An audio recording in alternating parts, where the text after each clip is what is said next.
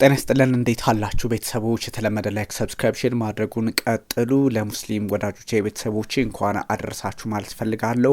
ለሁላችሁም ኢትዮጵያውያን እንኳን ለአረፋ በዓል በሰላም አደረሳችሁ። አንድ መረጃ ነግራችኋለሁ። በተለይም በመካከለኛው ምስራቅ እስራኤል እንግዲህ በአረፋ በዓል ላይ በዋዜማው በተለይም በደቡባዊ ቤይሩት ጥቃት ፈጽማለች። እንግዲህ በሊባኖስ ማለት ነው። ይህን መረጃ በተወሰነ መጠን ሰፋ አድርጌ ነግራችኋለሁ። ምን አንደምታ አለው የሚለውን እንዲሁ ነግራችኋለሁ። ቢኒያም ካሴ ነኝ። እስራኤል በአረፋ በዓል ዕለት በተለይም በዋዜማው ላይ በደቡባዊ ቤይሩት በሊባኖስ ዋና ከተማ ጥቃት መፈጸሟ ተሰምቷል። በጦር አውሮፕላኖች ከፍተኛ የሆነ ድብደባ መፈጸሟ የተነገረ ሲሆን በርካቶች እጅግ አደገኛ የሚል ስያሜ ሰጥቶታል። እስራኤል የሄዝቦላ ሰው አልባ አውሮፕላን ምርት ላይ ያነጣጠረ ኢላማ ነው በማለት በሊባኖሷ ዋና ከተማ በደቡባዊ ዳርቻዎች አካባቢ ጥቃቷን አጠናክራ ቀጥላለች። የሊባኖሱ ሄዝቦላ በስፋት ምርት የሚያመርትባቸው ወይንም ደግሞ የሚንቀሳቀስባቸው አካባቢዎች መካከል አንደኛው ቤይሩት በደቡባዊ ጫፍ ያለው አካባቢ እንደሆነ ይታወቃል። ለዚህም ነው እስራኤል በተደጋጋሚ የአየር ጥቃት እዚያ አካባቢ ላይ የምትፈጽመው ይባላል። በኢድ አልአድሃ አረፋ በዓል ዋዜማ ሐሙስ ምሽቱ ላይ የተፈጸመ ጥቃት ነው። ሄዝቦላ በዋና ከተማዋ ይገኝባቸዋል በተባሉ አካባቢዎች የሚኖሩ ሰዎች በርካታ ህንፃዎችን ለቀው እንዲወጡ ማስጠንቀቂያ መሰጠቱን ተከትሎ የተፈጸመ ጥቃት መሆኑ ከአይዲኤፍ ወይንም ደግሞ ከእስራኤል ጦር በኩል የወጣ መግለጫ በግልጽ ያመላክታል። እጅግ አስቸጋሪና ውስብስብ ቀጠና የሆነ መምጣቱን መካከለኛው ምስራቅ ከሚያሳዩ አካባቢዎች መካከል አንደኛው ሊባኖስ ሆኗል። በደቡባዊ ሊባኖስ በተለይም ደግሞ የነበረው ጦርነት ይቋጫል ወይስ አይቋጭም፣ ተኩስ አቁሙ ይሰራል ወይስ አይሰራም የሚለው ጥያቄ በበረታበት ሰዓት አሁንም በደቡብ ዋና ከተማዋ ደቡብ አይነት ጥቃት እየተፈጸመ ነው። በደቡባዊ ሊባኖስ ጥቃቱ እጅጉን የከፋ ሆኗል። በደቡባዊ ዋና ከተማዋ ቤይሩትም እንዲሁ ጥቃቱ ከፍቷል። ለዚህም ነው አስቸጋሪ ሁኔታ እየተፈጠረ ነው ደቡብ ጥቃት እየተባለ በተንታኞች የሚጠቀሰው። የእስራኤል መከላከያ አይዲኤፍ በኢራን አሸባሪዎች የሚደገፍ በሺህ የሚቆጠሩ ሰው አልባ አውሮፕላኖች ወይንም ደግሞ ድሮን የሚያመርተውን የሄዝቦላ ክፍል ከምድር በታች መለየቱን ማስታወቁን ቀጥሎበታል። ይህ ደግሞ ወደ ታች ጥልቀት ባለው መንገድ ጥቃት ለመሰንዘር እድሉን እንዲያገኝ በር ከፍቶለታል። ጥቃቱ የተፈጸመው በእስራኤልና በሊባኖሱ ሄዝቦላ መካከል ላለፉት 6 ወራት የተኩስ አቁም ተደርሶ እያለ ወይንም ደግሞ እየቀጠለ ባለበት ሰዓት መሆኑ እጅግ አስቸጋሪ አንደምታ እያሰጠው መጥቷል። የሊባኖሱ ጠቅላይ ሚኒስትር ይህን ጥቃት በጽኑ አውግዘዋለሁ በሚል እስራኤልን ለመተቸት ሞክረዋል።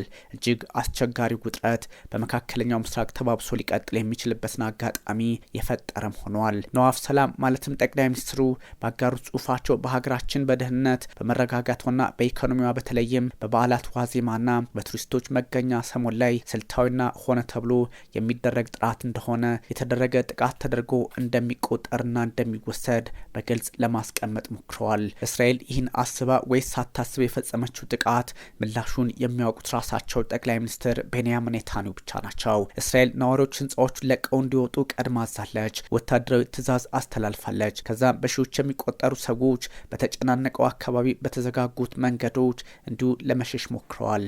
ታዲያ በአረፋ በዓል ዋዜማ መሆኑ ደግሞ ከፋቱን ሰቆቃውን የከፋ አድርጎባቸዋል። ከዚያም የእስራኤል አየር ኃይል አይዲኤፍ ከተፈጸመው ጥቃት የተነሳ የአካባቢው ሰማይ በጭስ ተሸፍኖ አካባቢው ደግሞ በቀይ ቀለም ተመልክቶታል። ይህ ማለት እጅግ አስቸጋሪ ጥቃት መፈጸሙን በግልጽ የሚጠቁም ነው። የሊባኖሱ ፕሬዝዳንት ጆሴፍ አውን ደግሞ ሀሳባቸውን ሰጥተዋል። የተቀደሰ ሃይማኖታዊ በዓል በሚከበርበት ዋዜማ ላይ የተፈጸመው ሆን ተብሎ ነው በሚል እንዲሁ ዓለም አቀፉ ስምምነትን የጣሰ እንዲሁም ተኩስ አቁም ጥያቄ ውስጥ የገባ ነው በሚል እስራኤልን ለማውገዝ ሞክረዋል። እስራኤል ይህን ታድርግ አታድርግ በርካቶች የምታደርግበትን ምክንያት ምንድን ነው የሚለውን መለየትና አለመለየት የራሳቸው የቤት ስራ ሆኖ ሳለ አሁን ባለው ሁኔታ ግን በበዓል ዋዜማ የተፈጸመው ጥቃት ሊባኖሳውያንን አሸብሯቸዋል። እስራኤል አሁንም ምክንያት አለኝ በማለት ከጋዛ እስከ ሊባኖስ ጥቃቷን አጠናክራ ቀጥላለች። ሲሻገር በኢራን እንዲሁም በሶሪያና በየመን የተለያዩ አካባቢዎች ላይ በመካከለኛው ምስራቅ ሙሉ ስታምሰው እንደሰነበተች ይታወቃል። ስጋት አለኝ የሚል ምክንያት አላት። የተለያዩ ኃይሎች በተለያየ አጋጣሚ በራሳቸው መንገድ ጥቃት ለመፈጸም እያኮበኮቡ ነው። እናም እኔ ቀድሜ ማጥፋት አለብኝ የሚል ወታደራዊና ሀገራዊ ስትራቴጂ አላት። የእስራኤል ጦር ሄዝቦላህ ሰው አልባ አውሮፕላኖችን በስፋት የሚያመርትበትን አካባቢ ተቋሙን አውድሜዋለሁ የሚል አቋም አለው። በእስራኤል ላይ ለሚያካሄደው ጥቃት ዋና ማዕከል መሆኑን ይገልጸዋል። ታዲያ በእስራኤልና በሊባኖስ መካከል ያለውን መግባባት በግልጽ መጣስ ነው በሚል እንዲሁ በከፍተኛ ሁኔታ ከሄዝቦላህ በኩልም ትችት ተሰንዝሮባታል። ከሊባኖስ መንግስት በኩል ትችት ተሰንዝሮባታል። ሄዝቦላህ ትንፍሽ ማለት አልፈለገም። የአየር ጥቃቱ ከመፈጸሙ ከአንድ ሰዓት በፊት የእስራኤል ወታደራዊ ቃል አቀባይ በአረበኛ ቋንቋ ነዋሪዎች አካባቢውን ለቀው እንዲወጡ ማስጠንቀቂያ ሰጠ። ከዛም ጥቃቱ ከአንድ ሰዓት ማለት ነው በኋላ ተፈጸመ። በማህበራዊ ድረገጽ የተወሰኑ ህንፃዎችን የሚያሳይ ካርታ የመለጠፍ በሄዝቦላ ንብረትነት የተያዘ መሰረተ ልማት አጠገብ ናችሁ እናም ተነሱ የሚል ሀሳብ ሰጥተዋል። እስራኤል በግልጽ በእንደዚህ አይነት ቴክኖሎጂዋ ታግዛ የፈጸመችው ጥቃት ቢሆንም ታዲያ በበዓል ዕለት መሆኑ ደግሞ አስቸጋሪ እያደረገው መጥቷል። ከጋዛ ጦርነት በፊት በኢራን የሚደገፈው የሄዝቦላ ቡድንና እስራኤል ከአንድ ዓመት በላይ ጦርነት የቆዩ ሲሆን እስራኤል ከፍተኛ የቦምብ ጥቃት በመፈጸምና የደቡባዊ ሊባኖስን የመሬት ክፍል ወደ ራሷ በማስገባት ተጠናቋል በሚል ሀሳቦች ይጋራሉ። በእርግጥ አካባቢዎችን በራሷ መንገድ እንዲሁ የመቆጣጠር አቅሟን እያሳደገች የመጣችው እስራኤል ጫናው ቢበረታባትም አሁንም በሊባኖሱ ሄዝቦላህ፣ በጋዛው ሐማስ እንዲሁም በኢራን በየመን ሁቲዎች ላይ ጥቃት መሰንዘሯን ቀጥላለች። ወደ እስራኤል ደግሞ ጥቃት አይሰነዘርም ማለት አይደለም። እስራኤልም የገፈቱ ቀማሽ መሆኗ ግልጽ ነው። ጥቃቱ በርካታ ሰላማዊ ዜጎችን ጨምሮ በሊባኖስ ወደ 4000 የሚጠጉ ሰዎች ህይወት ቀጥፏል። እስካሁን ባለው ሁኔታ ማለት ነው።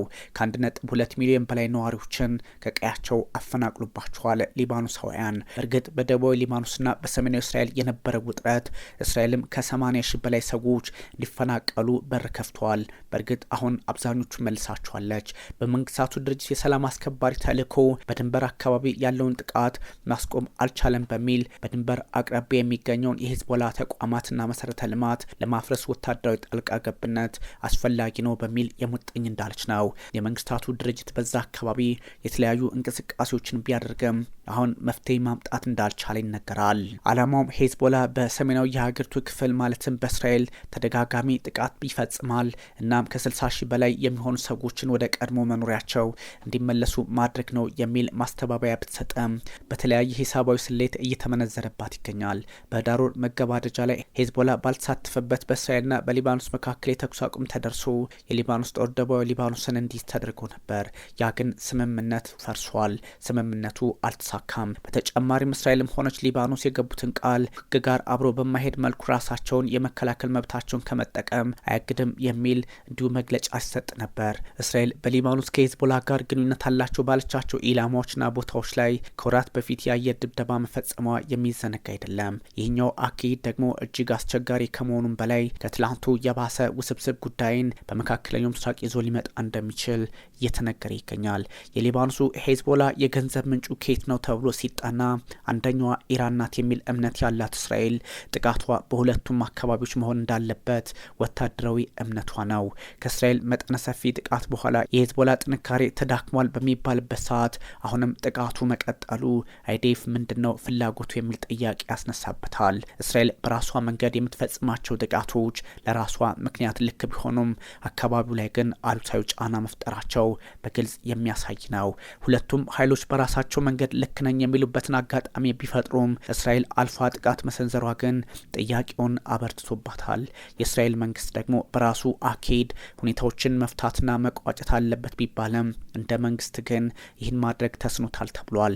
ጠቅላይ ሚኒስትር ቤንያሚን ኔታንያሁ ለይሁዳውያን መኖር ወይንም ህልውና አካባቢው ላይ ያሉ ስጋቶችን ሙሉ መቅረፍ ያስፈልጋል በሚል ትልቁ እምነት እንዳላቸው ስትራቴጂ ነድፈውም ጥቃት እንደሚያሰነዝሩ ይታወቃል። ከእንደዚህ አይነት ጥቃቶች ጀርባ ታዲያ ማን አለ ማንስ የለም የሚለው እንዳለ ሆኖ የእስራኤል ጦር ዛሬ የፈጸመው ጥቃት አስፈሪ ከመሆኑም በላይ በካርታ እያሰመረ ዜጎችን ውጡ ማለቱ እውነትም ነገ ከነገ ወዲያ አስቸጋሪ ሁኔታ ሊፈጠር እንደሚችል ፍንጭ የሚሰጥ ያደርገዋል። ፖለቲከኞች የራሳቸውን ሀሳብ ለማስቀመጥ ቢሞክሩም የእስራኤሉ ጠቅላይ ሚኒስትር ቤንያሚን ኔታንያሁ ከመጡብን እኛ እንዲህ እናረጋለን፣ እንዲህነን፣ በታሪካችንም ያውቁናል ትልቁ የፖለቲካ አቋማቸው አድርገውታል። በምን አይነት መፍትሄ እንዲህ አይነትን ሁኔታ ማምጣት ይቻላል? እጅግ አስቸጋሪ ሆኗል። የመንግስታቱ ድርጅት ታዲያ በጋዛ ያለው ሁኔታ አስፈሪ ነው ቢለውም አስቸጋሪ ሁኔታ እንዴት መፍታት እንዳለበት በግልጽ ማስቀመጥ ተስኖታል። የእስራኤል መከላከያ ሚኒስትር ኢዝራኤል ካትዝ ከዚህ በኋላ ወይንም ደግሞ ለሚኖረው ጥቃት ኃላፊነት የመውሰድ አዝማሚያ እንደማይኖራቸው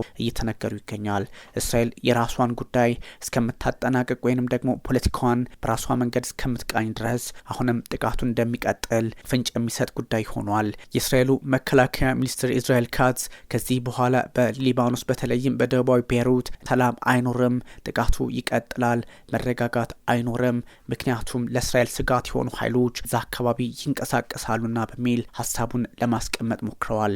ታዲያ ኢዝራኤል ካትዝ ማስጠንቀቂያቸውን አሁንም በድጋሚ ሰጥተዋል። የሊባኖስ መንግስት ሁኔታዎችን ማስተካከል አለበት፣ ሄዝቦላን ትጥቅ ማስፈታት አለበት፣ ያ ካልሆነ ግን አስቸጋሪ ሁኔታ በሊባኖስ ይቀጥላል የሚል ሀሳባቸውን ሰጥተዋል። የሊባኖሱ ጠቅላይ ሚኒስትር ነዋፍ ሰላም በእርግጥ በቦምብ መፍትሄ ማምጣት ይቻላል ወይ በሚል ጥያቄውን መልሰው ለራሳቸው ለኢዝራኤል ካትዝ የመጠየቅ አዝማሚያ ያለው የኤክስ ጽሑፍ አጋርተዋል። ሁኔታዎች እጅግ አስቸጋሪ ናቸው። ዛሬ በርካቶች እንደሚሉት ከሆነ የመንግስታቱ ድርጅት በተለያዩ አካባቢዎች ጥቃቶች መሰንዘራቸው የመካከለኛው ምስራቅን ውጥረት ሌላ መልክ ያሰጠዋል። እስራኤልን ብትሆን ጥቃት የምሰነዝረው ከራሴ ፖለቲካዊ ፍላጎት አንጻር ነው ብትልም ታዲያ የቦምብ ናዳው ለምን በዚህ ልክ ጨከነ የሚል ጥያቄ ይነሳባታል። እስራኤል በተደጋጋሚ ደቡባዊ ቤይሩት ዳህያ በሚባለው አካባቢ ጥቃት ሰንዝራለች። በደቡባዊ ሊባኖስም እንዲሁ በተደጋጋሚ ይህን የምታደርገው ጉዳይ ሆኗል። እንዲህ አይነቱ ሁኔታዎች ታዲያ ሊባኖስ ነገ ከነገ ወዲያ በተለይም ከሄዝቦላ በኩል አንዳች የሆነ ሮኬት እንደሚወነጨፍ ይጠበቃልና መካከለኛው ምስራቅ ሌላ ውጥረት ውስጥ እንደሚገባ ሳይታለም የተፈታ ያደርገዋል። ውድ ተመልካቾቻችን እንግዲህ የእስራኤልና የሊባኖሱ ሄዝቦላ ጉዳይ አስቸጋሪ ሆኖ ሊቀጥል እንደሚችል ፍንጭ የሚሰጡ ጉዳዮች ናቸው። ነገ እስከ መቼ መቋጫ ያገኛል የሚለው አሳሳቢ ነው። ያው እንግዲህ የተለያዩ መረጃዎችን እንደዚህ ከተለያዩ ዓለም አቀፍ ሚዲያዎችና ፐርስፔክቲቮች የተመለከትን ወደ እናንተ ማድረሳችን እንቀጥላለን። ቢኒያም ካሴ ነበርኩኝ። እጅጉን አመሰግናችኋለሁ።